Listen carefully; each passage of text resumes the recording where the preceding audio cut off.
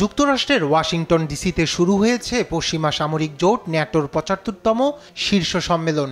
এবারের সম্মেলনে ইউক্রেন যুদ্ধের জন্য রাশিয়ার বিরুদ্ধে কিয়েভকে নানা সহযোগিতার আশ্বাস দিয়েছে পশ্চিমারা, কিন্তু ফিলিস্তিন ইস্যুতে বরাবরের মতোই চুপ তারা।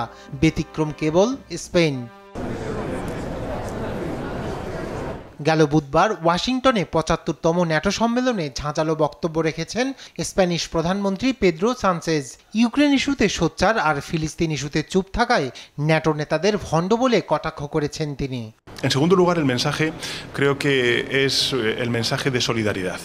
আমরা যদি জনগণকে বলি আন্তর্জাতিক আইন রক্ষার জন্য আমরা ইউক্রেনকে সমর্থন করছি, তাহলে গাজার প্রতিও আমাদের করণীয় একই। আমাদের একটি সামঞ্জস্যপূর্ণ রাজনৈতিক অবস্থানে থাকা উচিত, যেখানে কোনো দ্বিচারিতা থাকবে না। ফিলিস্তিনিদের এই ভয়ানক মানবিক সংকট বন্ধ করতে বিশ্বকে চাপ দেওয়া দরকার। আমাদের অবিলম্বে এবং জরুরি ভিত্তিতে যুদ্ধবিরতির জন্য শর্ত তৈরি করতে হবে। Ucrania era un país libre e independiente. আর গাজায় যুদ্ধবিরতি নিয়ে অনেকটাই আশাবাদী যুক্তরাষ্ট্র, এমন কথা জানিয়েছেন হোয়াইট হাউসের মুখপাত্র জন কির্বি।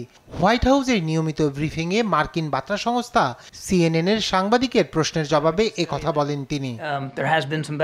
দুই পক্ষের মধ্যে এখনো কিছু ফাঁকফোকর রয়ে গেছে। আমি মনে করি এই শূন্যস্থানগুলোকে কমানো যেতে পারে এবং ব্রেট ম্যাকগার্ক ও সিআইএ পরিচালক বিল বার্নস এই মুহূর্তে তা করার চেষ্টা করছেন। দুই পক্ষের মধ্যকার ব্যবধান কমানোর ব্যাপারে আমরা অনেকটাই আশাবাদী। এদিকে গাজা শহর ছেড়ে মধ্য গাজা উপত্যকায় ফিলিস্তিনিদের সরে যাওয়ার নির্দেশ দিয়েছে ইসরায়েলি সেনাবাহিনী। উত্তরে অভিযান চালানোর মধ্যে এমন নির্দেশনা জারি করল তেল আবিব। ইসরায়েলের এমন নির্দেশে উদ্বেগ প্রকাশ করেছে জাতিসংঘ। রায়হান কবির শুভ্র, নিউজ ডেস্ক, দেশ টিভি।